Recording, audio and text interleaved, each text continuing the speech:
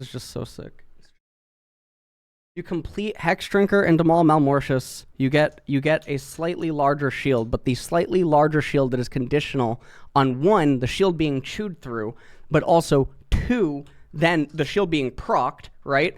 3, the shield hitting through magic damage only, not physical. Just build the fucking Black Cleaver and get all the other HP and get the ability haste and the armor shred so that all your fucking teammates deal more damage, and then you also heal for fucking more too on top of it so you gain more effective EHP. How many more fucking years, man, of like explaining basic math to people? I don't know, man. I don't know.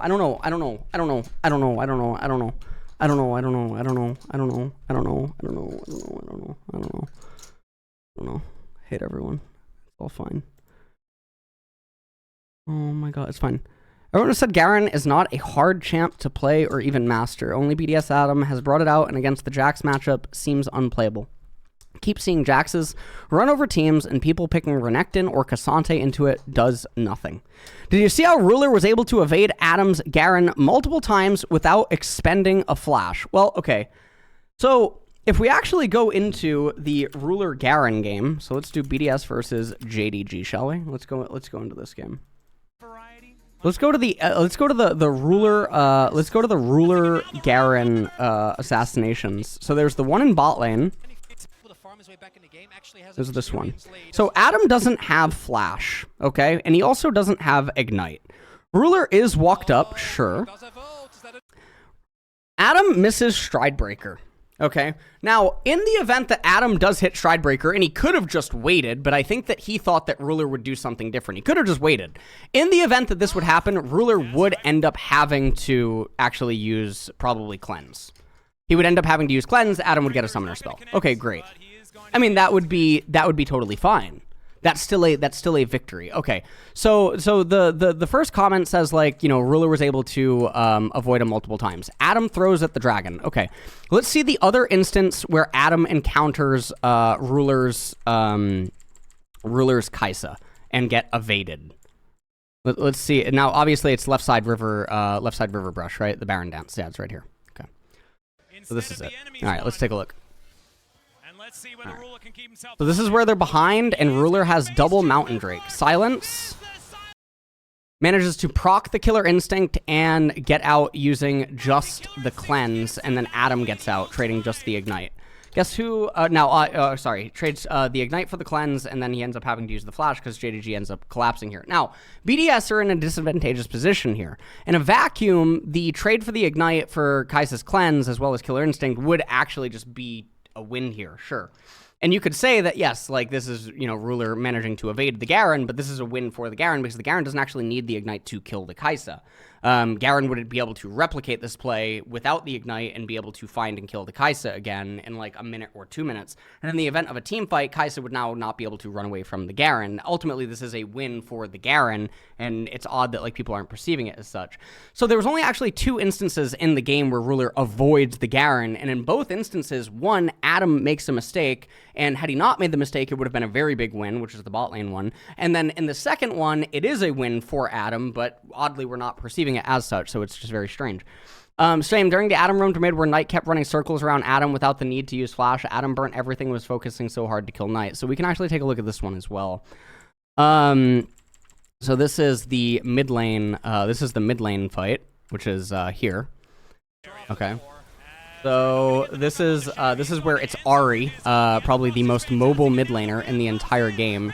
Now, obviously, he could have just gone in and, yeah, R away, and there's nothing to do. Okay, so we're going to use Ahri as an example, as if Ahri can't actually run away from every single champion in the game. We could have Riven, we could have Tryndamere, we could have Camille, we could have so many notable gap-closed top laners that are known for their ability to dog champions down, run after them, etc. We could have had Kassadin here with his Rift Walk available and Force Pulse. He would have not been able to catch Ahri. How is this a comment?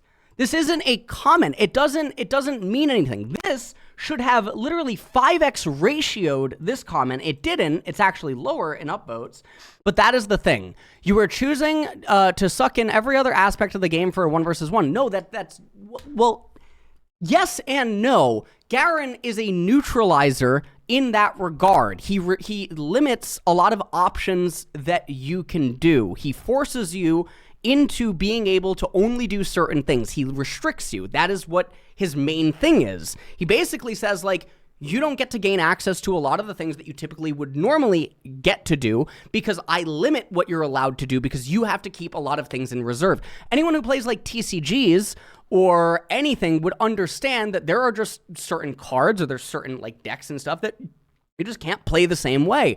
And that's totally fine. One of the reasons that Karma, historically, when she was like a menace in mid and top lane and everything like that, she wasn't amazing because she outright beat you. She was amazing because you couldn't beat her. And that was the whole thing, because she outscaled you with her shields, and then because of the items that she brought to the table, most notably her enchanter items, right? Athene's Unholy Grail, Redemption, Ardent Censer, like these types of things way back in the day, in addition to also being cheaper.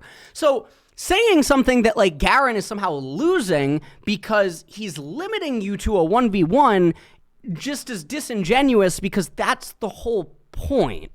Is that, yes, he locks you into this weird 1v1 where you have to respect his existence.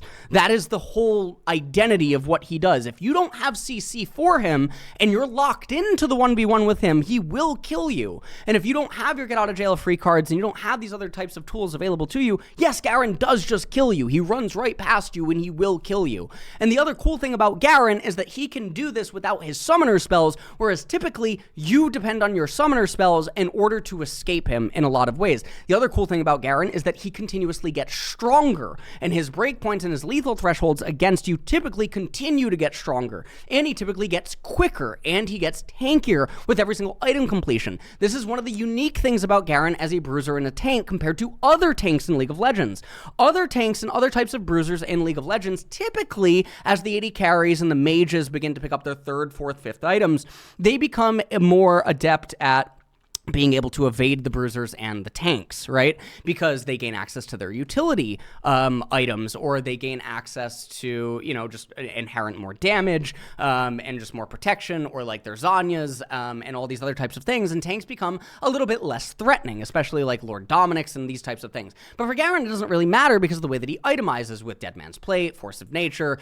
He has his Hull Breaker, depending on like certain games. He has the Stride Breaker, he has the Phase Rush, etc. And then typically he has his offensive combat summoner spell. So in this regard, Garen is actually different from your traditional tank or the bruiser as the game continues to develop, because unlike a traditional tank or bruiser, Garen doesn't slow down. A typical tank or bruiser slows down typically around 2 items. They end up fundamentally acting essentially like the same exact champion when trying to engage with an AD carry or an AP carry or, you know, something of the sorts. They're going to conduct the fights in relatively the same exact way. Whereas with Garen, as the game continues to get longer, he gets quicker, tankier, and he deals more damage, and his execute thresholds continue to grow because he has inherently stronger base scaling on his abilities, and then also the duration of his abilities tend to last longer because that's the way that the base scaling of his kit works. So this is just crazy to read, man. I hate it so much. Oh my god, I hate it.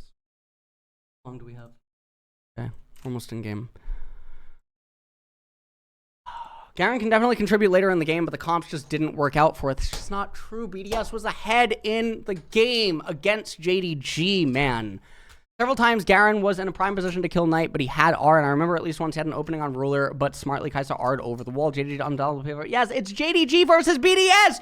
Potentially the best team in the world, and Garen lost, and we're using this as an argument. It's so crazy. Saying Garen contributes while citing Garen could have done X if X champion didn't do it, etc. Garen doesn't contribute specifically because a lot of completely piloted champions have tools to trivialize his kit outside of lane. That's just not true. The ideal draft where Garen gets to shine is one where the enemy team doesn't know how to play. That's just not true. The ideal draft where Garen gets to shine is a draft in which the opponents do not reliably have a way to hold Garen down. Typically, this actually ends up coming up a lot because Garen, with his Q and his W, is able to bypass very low amounts of CC or slows or these types of things, and he's able to gain access to a backline. And then because of Garen's aforementioned continuous scaling and the fact that he doesn't slow down, Garen becomes a menace, and Garen is able to overthrow a lot of traditional top laners in the side lane.